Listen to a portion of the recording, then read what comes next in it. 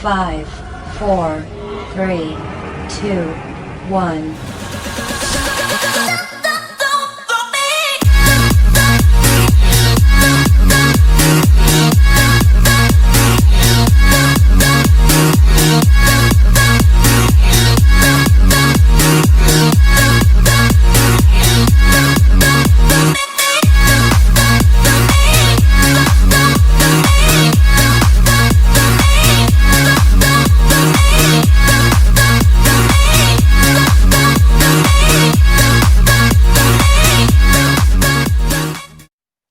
How are you getting on, folks? Welcome back to the Irish Racing Hour. I'm your host, Shane Rooney. I'm joined tonight by Dean Hegarty and a very special guest, Aileen O'Sullivan, lady rider in Ireland. Welcome on board.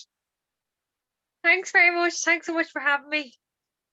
Aileen, I suppose just for those who mightn't know you personally or know you through racing, just give a brief introduction, like how you got into racing and just your daily life in general, like as an amateur jockey and all that. Yeah, so I suppose it all started. I was about 7 years old and I stayed over at my friend's house, and she was going for a pony lesson, and they asked if I wanted to join in, and I said I'd love to. So the minute I sat on the horse, that was it. I got bitten by the bug. Didn't want to get off the poor pony at the end of the lesson. So it kind of started from there, and then when I was about 16, I got accepted to the race in Kildare, the trainee jockey course. And that was fantastic. Like, I learned so much, with so much experience from there. And then from there it just progressed. I stayed working in yards, and I went back and did my leaving cert and went to college. When I went to college, then I took out my point-to-point license, and I was very lucky. I got my first ride off Patrick Downey on a horse called Tipolino. So he was really good to me. Like, I mean, I think he was 12 or 13 years old at the time, and carried me around, and he was a legend.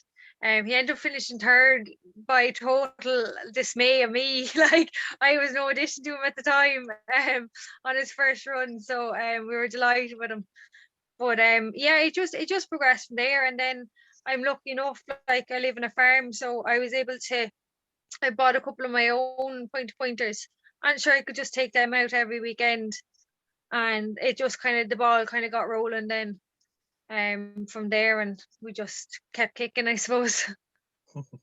Yeah, well, sure, like that's basically it, like. And just going on to say the amateur status yourself, like, you work full-time in a bank, you do riding, say, part-time, different things like that. Just how do you find balancing the two? Like, if you've, say, midweek rides or anything like that, like, is work, I suppose, sound enough to let you off a bit early or something like that? I'm really lucky at the moment. AIB have been so supportive. They've been really, really fantastic in supporting my, my race and my race riding kind of career as such. So like literally any days off that I need, they've been really accommodating. And like all the guys are really interested to see, oh, how you get, they all ask, like, how do I get on and stuff like that there. So they have been phenomenal, with racing and stuff midweek. So I can't fault them in any way. So, like, I suppose that in that sense I'm very, very lucky that they will let me off for race days. So it's been not it's not too hard to juggle at the moment, because they're so flexible, and they're so supportive of my career in racing. Yeah, well, sure, like that's basically it. Like, and I suppose the fact that you have a job like that as well, it certainly kills two birds with one stone. Anyway, that's exactly it. But just going on to your point and background, like, are you a one time or two time, say, lady champion amateur? Yeah, I won it back in 15 and 16. Okay. It was actually I rode my first winner that season. Not like, I didn't for 1 minute expect to be becoming lady champion that season. So it was a bit of a miracle, to be honest. Just because like I wouldn't have a big yard behind me or anything like that. So it was absolutely it was what dreams were made of. Like I couldn't believe it. And even like say my like I wrote written a couple of winners, but I think we were joined with Liz and Sheila Hearn as well. And I can't remember who went in front. There were probably one ahead of me. And I went down to Ballingarry on the last weekend, and I was supposed to ride. I actually was supposed to ride two horses, and one of the horses ended up he was lame or something, couldn't go. And then the other, I went down for another ride, and that horse didn't show up. He got cast in the box or something and never came down. So I was just down there, and there was one of the horses in the open that I had ridden before and I knew him really well, and the jockey just didn't end up turning up for him. So I got blessed. I mean, I someone was looking down on me, because these things just don't happen. And he was probably, like, realistically, he probably wasn't the best horse. He was more than likely the worst horse in the race, but just the race ran to suit him. And I just kicked early for home, and I just got it on the line. So yeah, so that season was just magic. Like, it was absolutely class. Yeah, I was sure. Like, I actually didn't even. I only seen it there on. I don't know what article it was on online, but I just seen. Say when I was looking up, say, for notes to ask you on, like, I just seen the fact that you're a champion lady rider at one stage, like, but just no, that's a great story. Like, it's a great story to be able to tell, say, down the line and down to different people and all that, like. But I suppose going from there and going to Clonmel there, was it November, December? Your first ride under rules? Yeah, in October. October. Yeah, October 29th. I remember very well. Yeah, like, it's a day I'm sure you won't forget. Obviously the fact that you're, I suppose, a part owner of American Image, like, and the fact it was your first win under rules as well.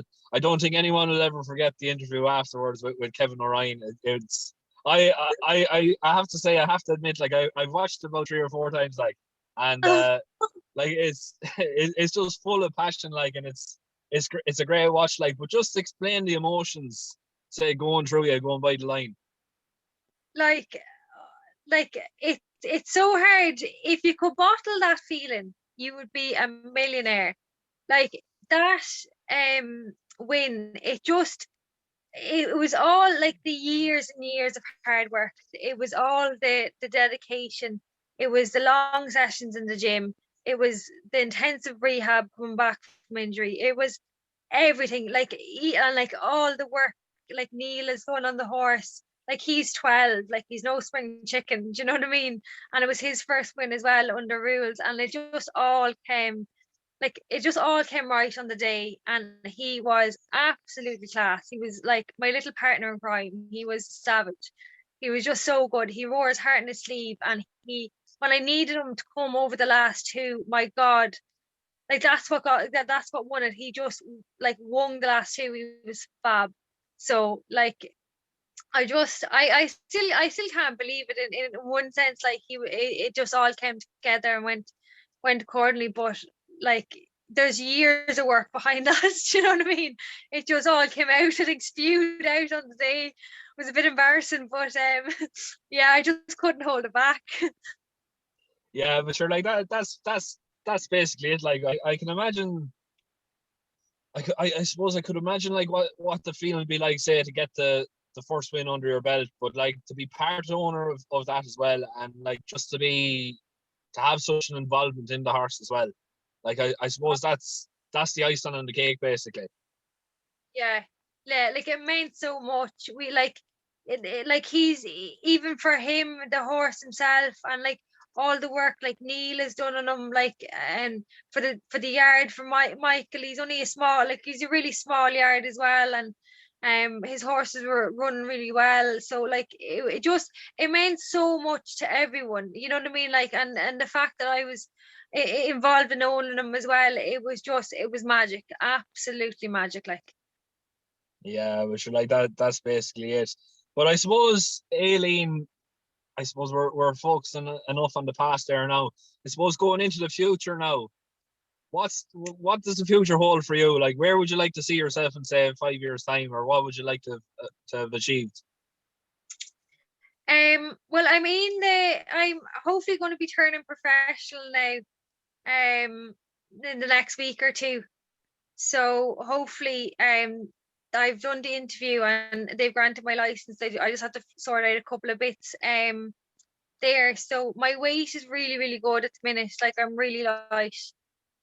So I'm hoping to maybe pick up a couple of rides on the flat as well, maybe over the summer and see can I kick on from there as well. So um, I'm being a bit optimistic, but sure, look, we'll keep kicking and we'll see how it goes.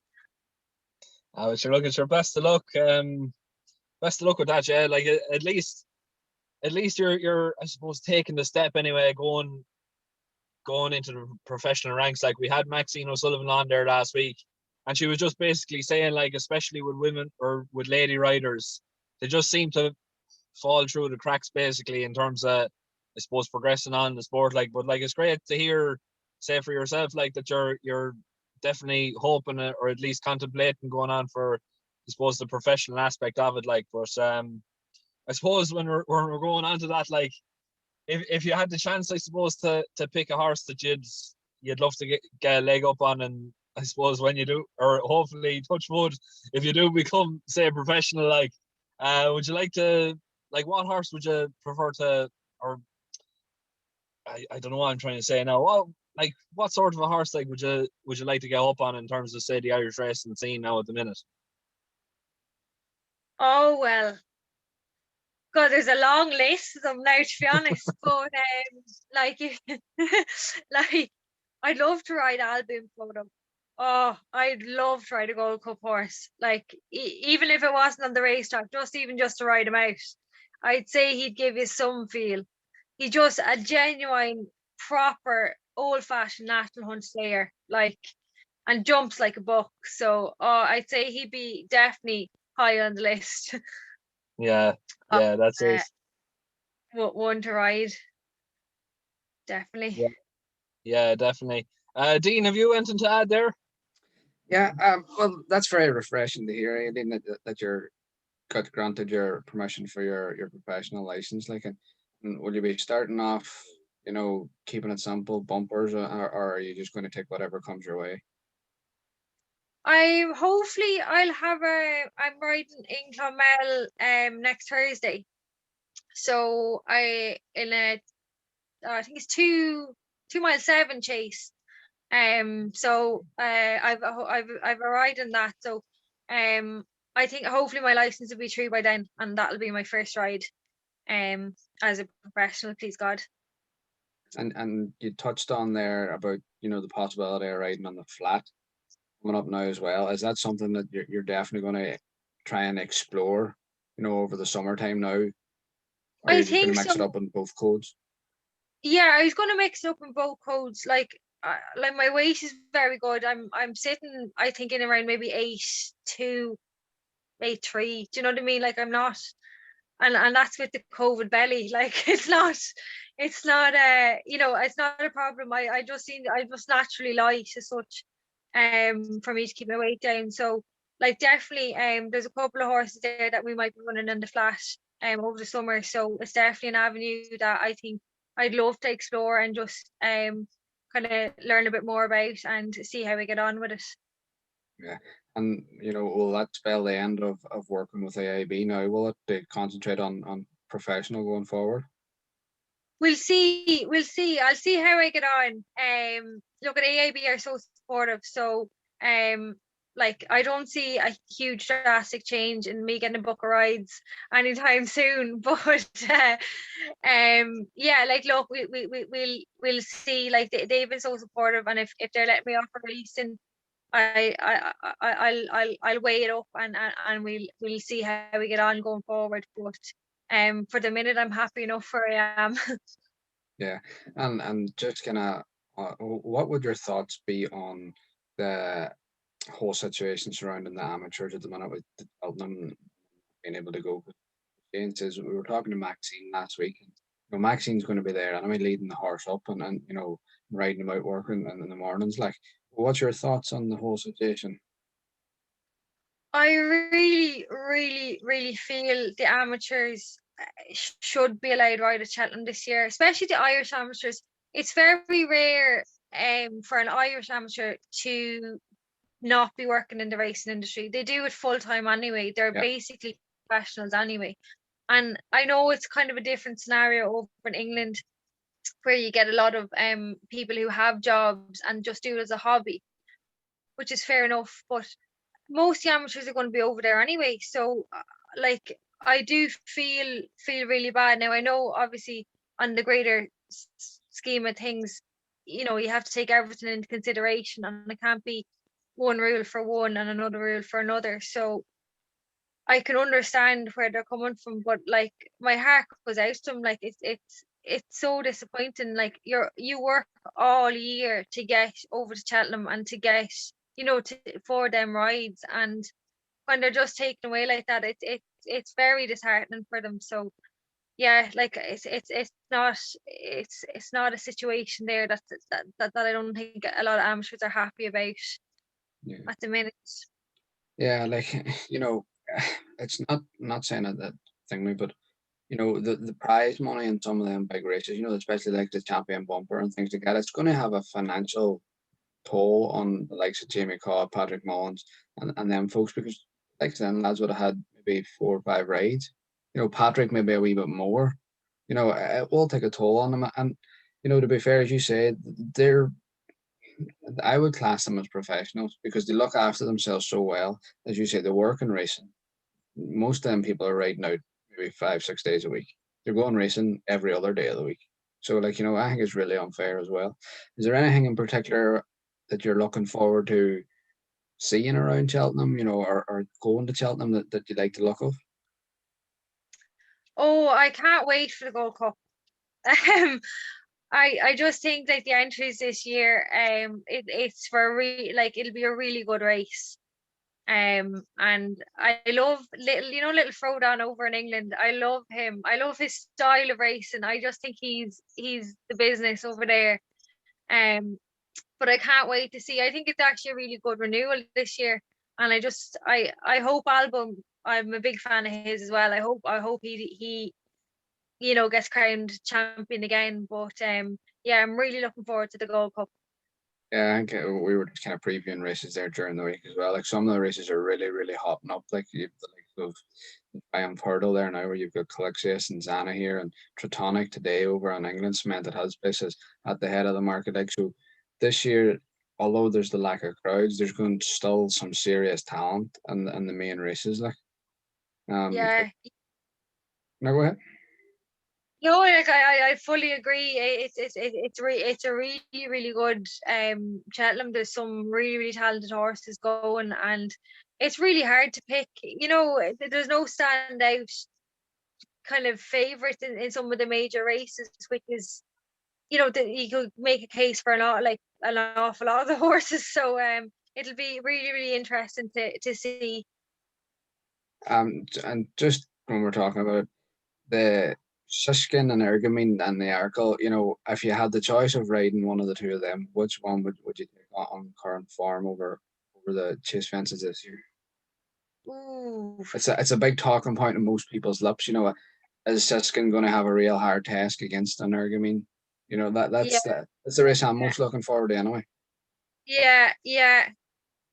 I go with I can't even say it's Shiskin.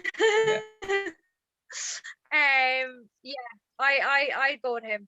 I think I think he'd be the one to beat him if I was to pick now. If I got the call. He's been there and got the t-shirt for winning around Cheltenham. Like, Cheltenham farms a lot to probably take into consideration, and especially in them big races. But I think he's definitely going to have the hardest race that he's ever got coming up against in Ergaming, because it's Willie Mullins' playground, really. Yeah. Just going forward, say, Aileen, is there any bit of advice that you would give to anybody looking to get into the sport? it depending on what age you are, like the race trainee jockey course in Kildare is fantastic. Like what you learn down there is second to none, and that's a really really good course when you're starting from a kind of a young, maybe 15, 16, 17 age. And then going forward, if you were lucky enough, if you could buy your own horse that you could pull, if you want to do a bit of point to pointing, that you could pull in every weekend and just get race experience, because you really really need race experience. You're not going to learn any other way, no matter how much schooling you do or how much work you ride. It's still another different level going actually into a race itself.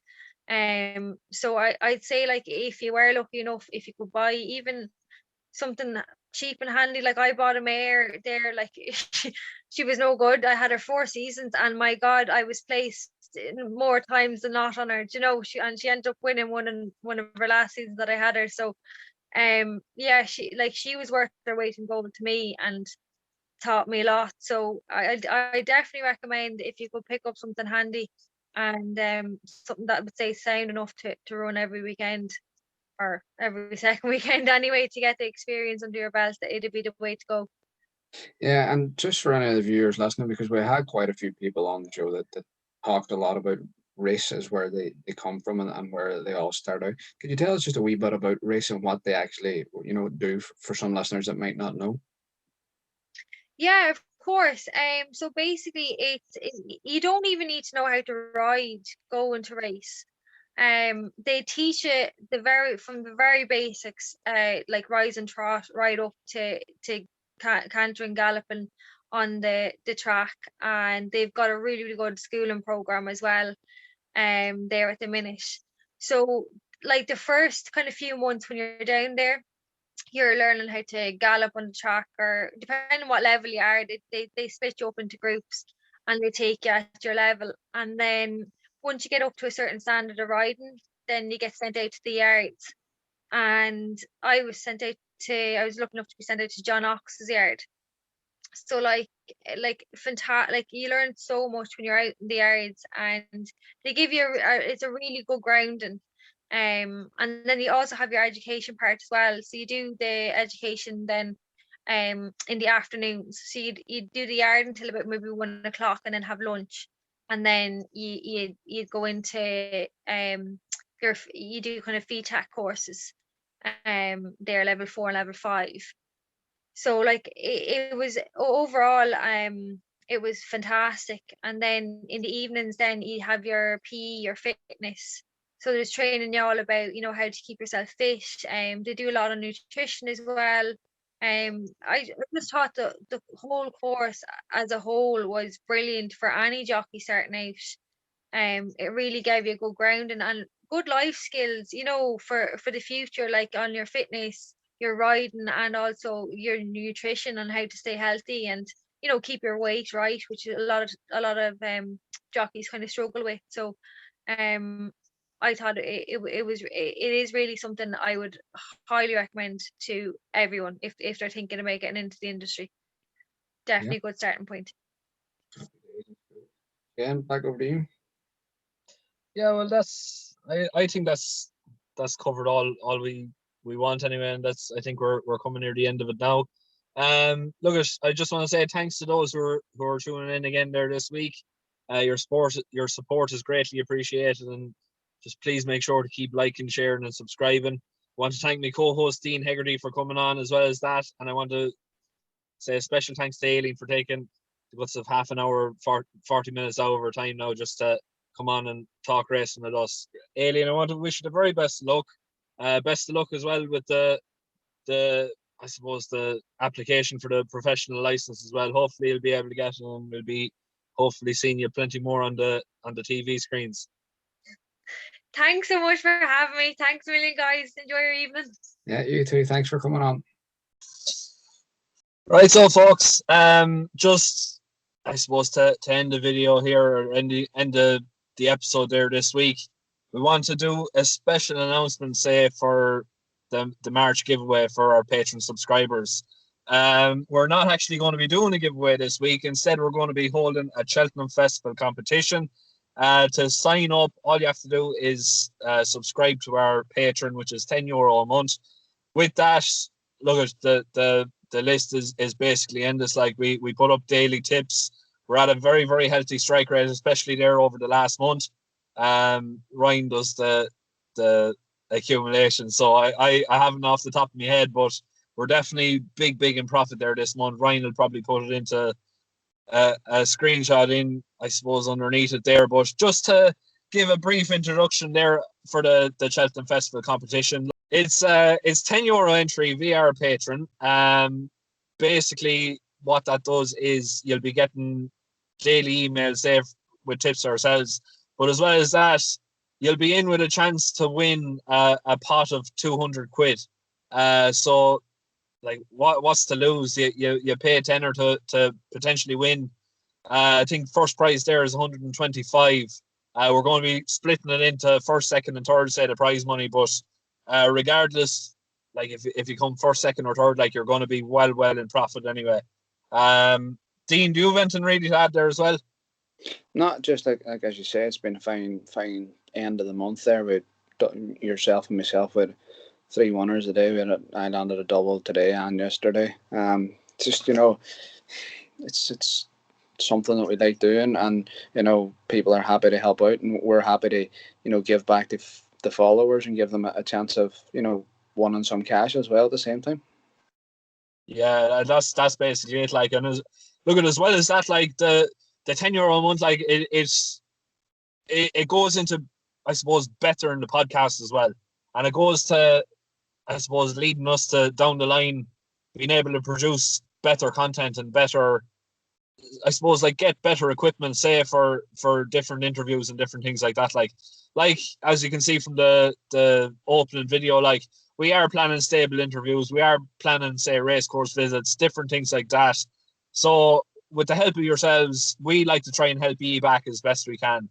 And as far as we're concerned, I think we're doing it to the very best of our ability for a tenner a month. Yeah, definitely. I couldn't agree more, Shane. Yeah, yes. And there's plenty of fun. There's plenty of fun in the group chats there as well. It's a bit of banter. Yeah. We don't take things serious. Everybody's a bit of lighthearted fun, and all the followers are great folks. So. Yeah, definitely. Like, and as well as that, I actually just getting onto that there. We may as well talk about the WhatsApp. Like the WhatsApp we have is absolutely hopping. Like it's great fun. There's some great knowledgeable people on there as well. I know one person in there between our bets and his own bets. Like he put in a lucky 31. He ended up winning $4,000 there this evening. Like, so, like they all put up their bets earlier on today. Whether you want to follow them or not, it's generally up to yourselves. I know there's 2 or 3 or 4 different people in the group. They're as hot as we are, like in terms of picking winners. Like, so regardless, like whatever way you want to work it, like you're open to plenty of, I suppose, profit and overall profit at the end of the day. But that's basically it. We just wanted to announce the Cheltenham Festival competition. I suppose overall that's, oh yeah.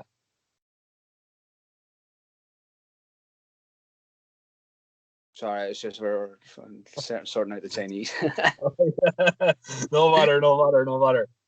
Yeah, go ahead. But yeah, look at like that's basically it. Like we just wanted to come on here, explain what we're going to be doing, say for next month. Like we're not necessarily going to be giving away a draw, but we will be giving away £200 overall in terms of the pot and everything else like that.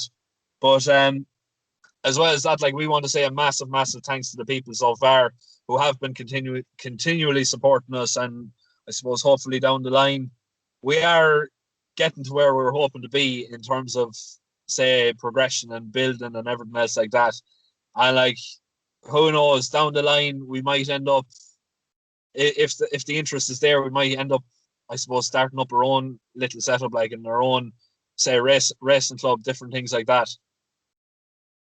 Yeah, as you say, just thanks to everybody that's followed the page and everybody that's helped with sponsorship and that. Like, you know, we've given away a share in a horse with the owners group. We've given away the Cheltenham gear thanks to Hacked Up for that there. And you know, we give at Christmas we give €20 free bet for our bet credit for the monthly draw there. So it's just giving back a little bit. And you know, if you have any questions, just drop us a message. We'll get back to you and talk you through it.